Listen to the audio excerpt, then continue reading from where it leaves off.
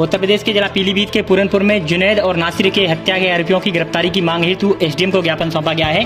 बता दें कि पूरनपुर मुस्लिम समुदाय के लोगों ने हरियाणा में हुई जुनैद और नासिर की हत्या के मामले में 7 सूत्रीय राष्ट्रपति को संबोधित ज्ञापन एसडीएम को सौंपा है, जिसमें जुनैद नासिर के हत्या के आरोपियों के विरुद्ध मुकदमा दर्ज कर उन पर कड़ी से कड़ी कार्रवाई की जाने की मांग की है।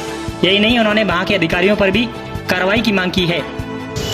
राजस्थान और हरियाणा सरकार के खिलाफ ज्ञापन दिया है, क्या है पूरा मामला?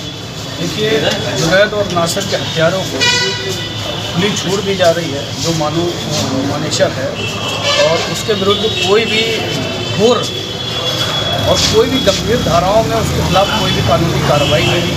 हरियाणा सरकार जो है तो खुली छूट लोगों को दे रही है, और मुसलमानों के प्रति नफरत फैलाने का एक प्रोपेगेंडा और एक जो एजेंडा इनका चल रहा है कि हिंदुस्तान में मुसलमानों के खिलाफ नफरतें पैदा की हैं, चाहे वो संत हो या और भी कोई जो भी अगर इस हिंदुस्तान में हरे भरे मुल्क में जो भी नफरतें फैलाना चाहता है उसके खिलाफ तुरंत तत्काल कानूनी कार्रवाई होनी चाहिए। और जो अदालतें खामोश बैठी हैं उनको भी तत्काल एक्शन लेना चाहिए।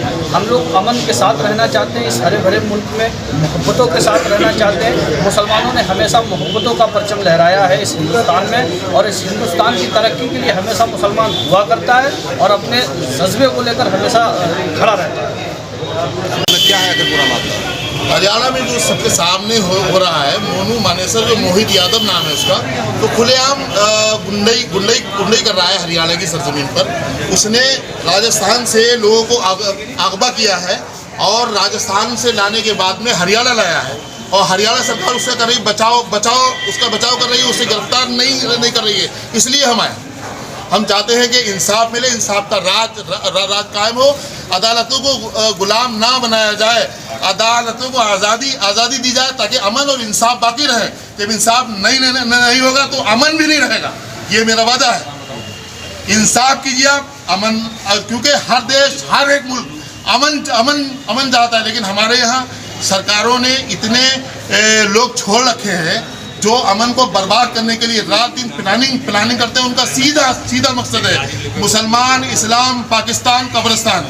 इसके अलावा कोई उनके पास पहलू ही नहीं जिस पर वो बात करें।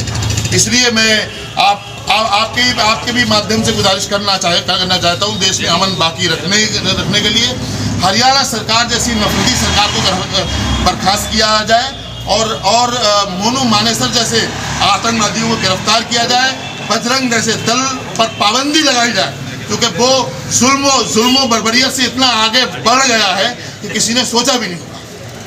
हरियाणा राजस्थान सरकार के लिए क्या है पूरा मामला?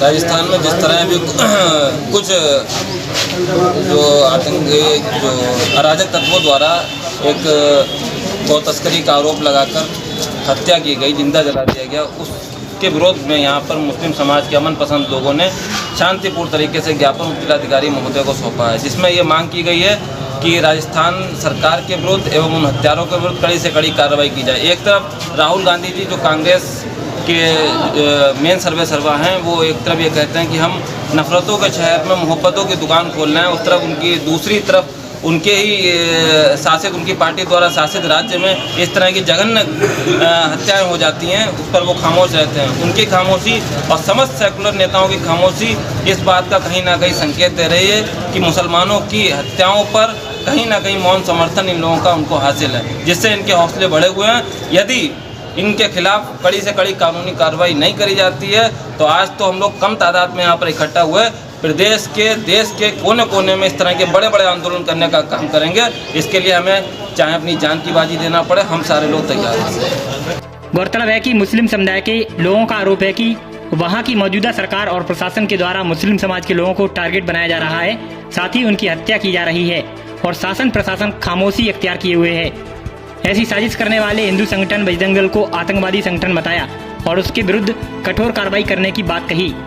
साथ ही ज्ञापन देने वाले लोगों ने कहा कि यदि मुस्लिम समाज के लोगों की मांग पूरी नहीं हुई तो वे भारत में सड़कों पर उतरेंगे। इसका खामियाजा सरकार और प्रशासन को भुगतना पड़ेगा।